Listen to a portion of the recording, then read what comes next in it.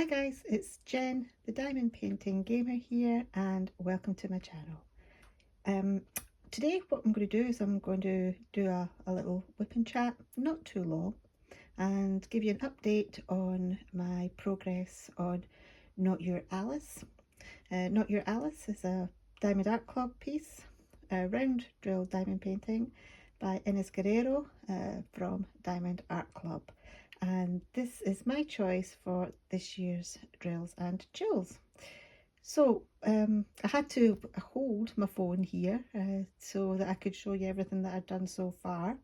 So what I'll do is I'll pause the video, pop you in the cradle, and then we can focus in on the area that I'm going to work on today. Okay, back in a minute. Hi guys, that didn't take too long, did it? So here we go. Not Your Alice from Diamond Art Club by Ines Guerrero. And this is my drills and chills piece. Now, I've actually been blasting on with this. It's gone really quickly. I didn't start it until quite late. I think it was the 8th of September, 7th of September, 8th of September, I think, yeah. Today's the 12th, so yeah, I've really been pushing on with it. I've had a few days off work, and I'm actually off work all week next week, so I'm aiming to get quite a lot of diamond painting done when I'm off. I've got lots of other jobs I need to do as well, but yeah, this week, next week that I'm off work is me time, and me time usually means either gaming or diamond painting, so I tend to do lots of both. Okay, so the symbol we're going to do is that green down arrow, which is colour 938, which, surprise surprise, is a lovely brown, as is most of this picture. It's mainly browns and creams. There's a dark burgundy, yeah, brown, cream, beige. The burgundy's a pop of colour in there. There are some white AB drills. What else have we got in here? Greys, did I mention greys? Yeah. So, now the reason why it's working up quite quickly is there is an awful lot of multi-placing in this piece.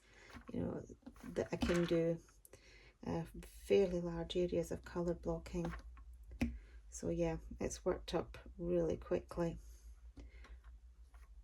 But I won't deny, even though I do like this colour palette and I do like this picture, I'm just getting a touch sick of brown, which isn't going to bode well for when I tackle Artemisa, which I think is all brown. But yes, anyway, I am getting a bit fed up with brown, which is why I think maybe once I finish this section, or you know, maybe another section after this, I think I will make a start on working on Cancer by Josephine Wall. That's going to be a completely different colour palette. It's all purple, green and blue. That'll give me a little break from the browns and the beiges for a little while. Anyway, there's no rush to complete this. I'm getting on a lot quicker on it than I initially thought I would. I thought I wouldn't be quite as quick as this. So I think we've got until the 31st of October. The rate I'm going to have it finished by the end of the week, so I want to slow down. I'll pace myself. I'm hoping to do, or I'd like to do some partials or some special shapes, smaller diamond paintings in between these two larger ones. I do like to do smaller projects in between the big ones, just to help break it up a little bit. Now, I don't know whether you can hear meowing going on in the background. That's my Bengal Kenny. He is very, very noisy, very loud.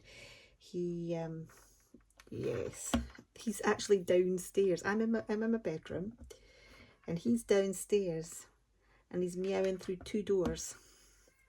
He's got to have the loudest meow that I've ever heard. That'll be him looking for either food or out. But given the fact there are 3 other people in this house at the moment, one of them can sort him while I'm doing this.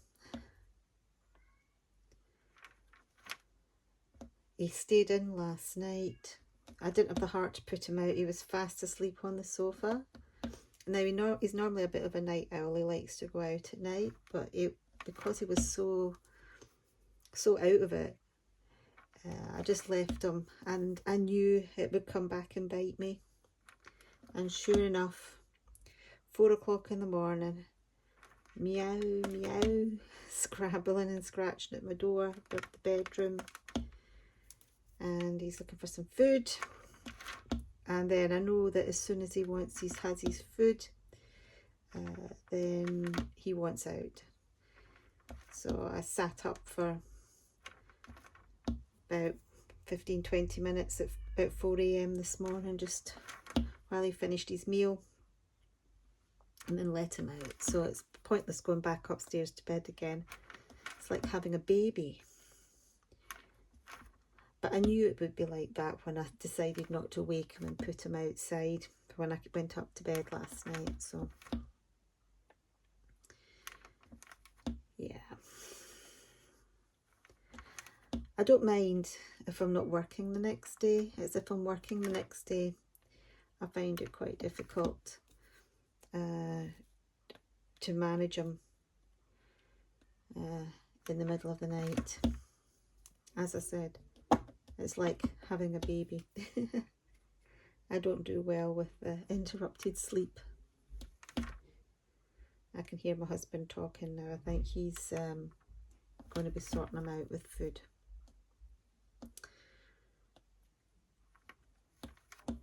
Anyway, so I've had a few days or a couple of days off work last week. I was actually supposed to be having the whole of last week off, but unfortunately one of my colleagues had to self-isolate, and I had to go into work essentially. We were going to be understaffed otherwise. But I did manage to get Thursday and Friday off. I was only going to take the Friday. I said to my line manager that I had a hair appointment booked for Friday, and if I could have that day at least off, so I didn't have to reschedule my hair appointment. And he said, well, you can do the Thursday and the Friday. When he looked at the diary, he said, you can have the Thursday and the Friday, and he said if you shift the rest of your annual leave to the following week. So I'm actually going to taking off 2 more days than I had originally intended to take off, but that's not a bother. I do have a reasonable amount of annual leave still left to take this year. Plus, we do work overtime occasionally, and I tend to take my overtime as time in lieu. So I'd rather have, I'm at that stage where, thankfully, unlike a lot of people, we've got enough, we're okay. We're not okay for money. It's just it's not as big an issue as it used to be. Main reason is that we've paid off our mortgage. So because we now own our house outright, we don't have any mortgage or rent to pay. So that's given us a bit more disposable income. And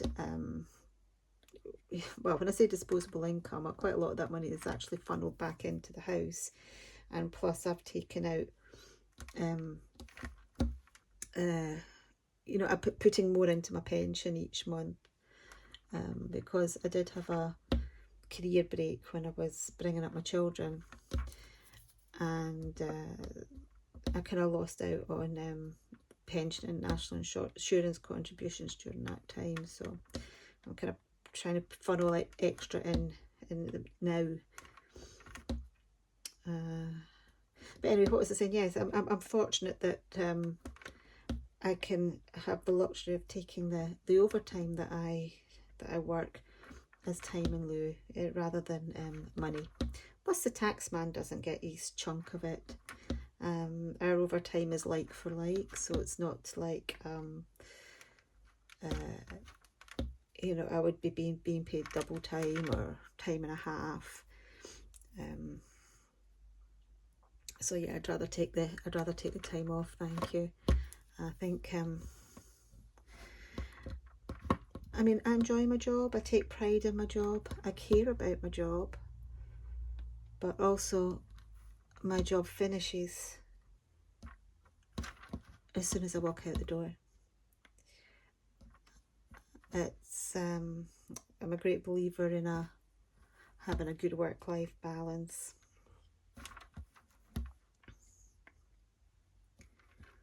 So that's work and the little bit of time off that I'm going to have next week. So what else has been going on? Well, in the UK, a few weeks ago, they agreed vaccinations for 16 and 17-year-olds.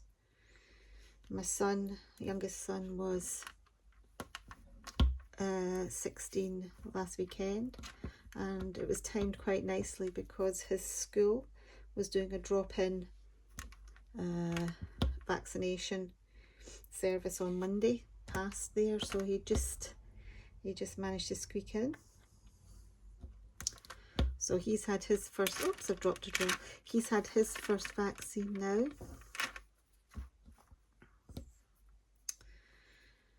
And he'll get his second one in 8 weeks. My oldest son lives and works in China, and he's just messaged me to say he's had his first vaccine. I think that foreign nationals are way down on the list unless you pay for it. I don't know whether he paid for it or if he got it done through the national programme, but yeah. Well, see how quickly that went. That's all those green arrows done now. So what we'll do is we'll take another colour. I think we'll take the red L's. The reason being it's the next one along in my containers here. So yes, that's my boys, and also my daughter's come back. Oops, click. Sorry, that's my containers opening. She was working in Greece over the summer.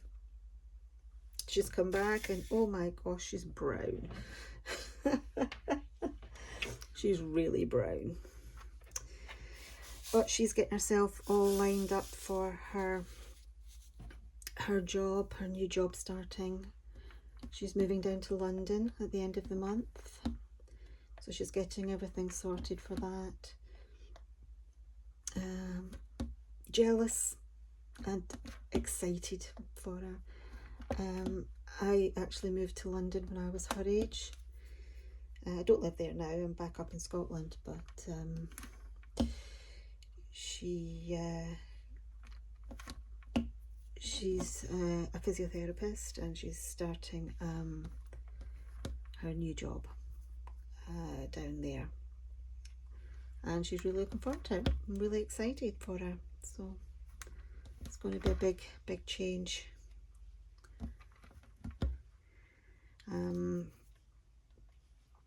But she's taken advantage of being at home with mum. And oh, did you hear that gurgle? That was my stomach. So she's taken advantage of being home with mum, and getting her tea made for her. She's helping out with the laundry. It's actually very good. She's actually been doing the bulk of the laundry, so you can hear the machine's going into spin at the moment. I've got some towels on. A lot of noisy interruptions, not interruptions, but a lot of noise in the background today. It's Sunday afternoon, it's supposed to be quiet.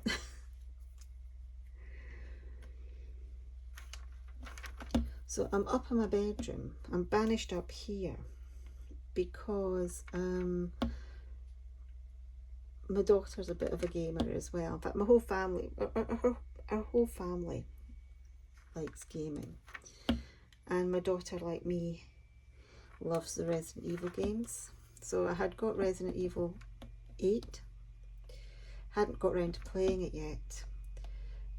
But my daughter saw it when she got back and she was like, right, okay, I'm playing this. So she is playing Resident Evil 8, so I am banished. Well, I'm not banished, but I've banished myself because I don't actually want to see it, really much of it, if possible, because I don't want it spoiled for me. But she's having a great time playing that. And but I'm currently playing Hitman.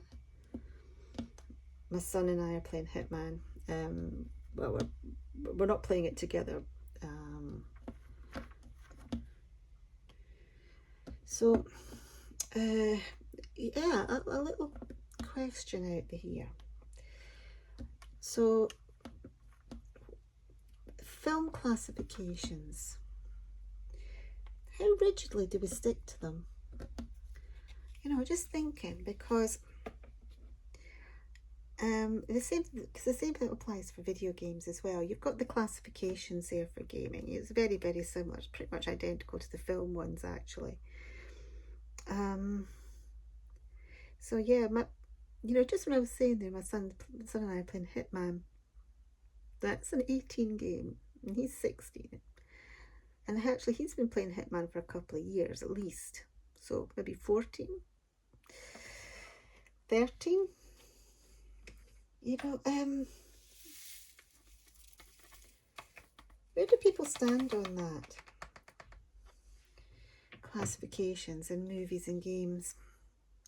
Personally, I'm of the opinion that you know your own child. And whereas there is a legal side to these classifications, I think in the home and with your child, they can be looked at as a guideline. Really, that's how I tend to look at it. I mean, you cannot say no. You can't play this game because you're not 18 yet. When you've got 12-year-olds, 10-year-olds, 12-year-olds playing things like Call of Duty and running around and shouting folk and shouting and swearing down microphones at people, and yeah.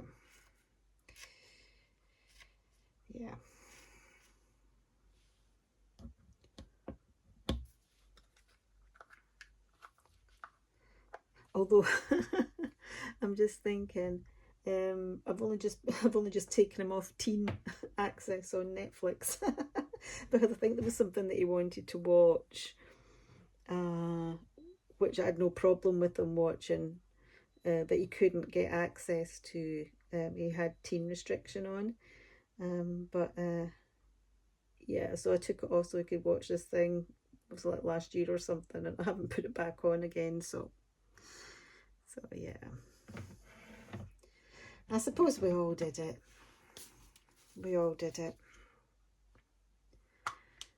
Anyway, oh gosh, I can see a green down arrow there that I've missed.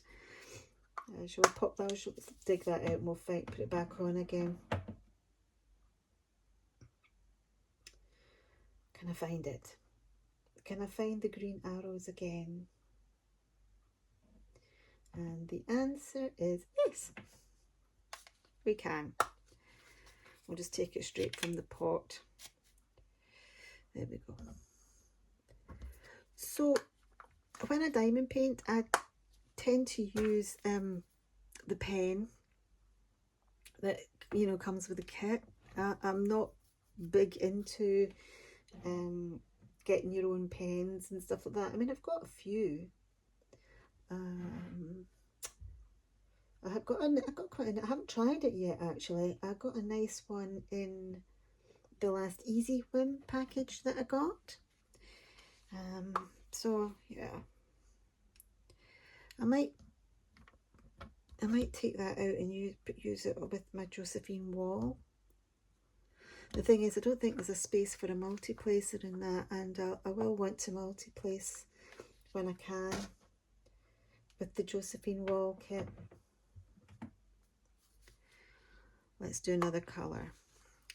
Let's do the orange V's. So I do like to use a nice big tray though. I've got this lovely big one. I think I got that with the Spell Queen perhaps, or I might have bought it. I don't know. I've got a few of them. Got them in various places. But I have found I don't know whether you saw the kitting up, but I've kitted up in the Craftmates Lockables, and I've got a little measuring scoop that I'm using to scoop out the drills into the tray, because to pour it, what happens is if you start pouring it, all the drills get caught here. So yeah, I've started to use this little scoop.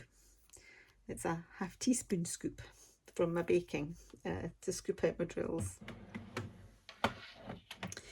The other thing I do when I diamond paint is I section off an area and work with release papers and work on it, you know, just this one area. Otherwise I find myself chasing symbols, and yeah, I want to kind of avoid that. I mean, it's okay if you're working on a small painting like a 30 by 40,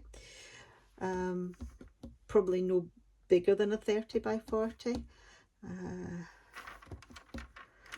but I on these big ones I need to section it off. Otherwise I would go, oh sorry, I bashed you with my back of my pen. Otherwise I would just end up chasing colours. So for example, we've got down this a border all of one colour. It's like a little frame. I didn't actually notice this until I started working on it properly, and there's a wee bit of gooby glue there. Let's get rid of that. Anyway, there's like a frame all around it, and I know that if I started working on that, then I would end up chasing it all the way around. Let's see if I can lift it out with a cocktail stick. Brilliant. Yeah, I would end up chasing it all the way around the canvas. So yeah, sectioning them off is the way to go. So I use release papers, and I normally have, like, you know, the one size is one piece of release paper is my section. That wasn't very successful, Jennifer. You've just tipped drills all over your lap. Right, what we will do is we'll do one last colour, and then we'll call it a day. I think this is only supposed to be a quick catch up about what's happening and what's going on. So we will do, what will we do? We will do the first one that I can find that's nice and easy, which is going to be number 9. There's a few up here, just a little few. And what colour's number 9? Well, it won't surprise you to realise that number 9 is 300, which is another brown. This one reminds me of milk chocolate, number 300, the MC 300. There you go, that didn't take long at all, eh? That didn't take very long at all. Okay, so I will carry on. I'll finish this section, and then yeah, I may put this away for a few days and work on my Josephine wall. Yeah, get away from the browns, get into some more and more colourful some greens and purples and blues. Anyway, that's it, and thank you for watching. If you liked what you've seen, please feel free to like the video, listen to my ramblings, and if you want to see more, please feel free to subscribe, and yeah, the more the merrier, and I will see you in my next video. Okay, bye bye.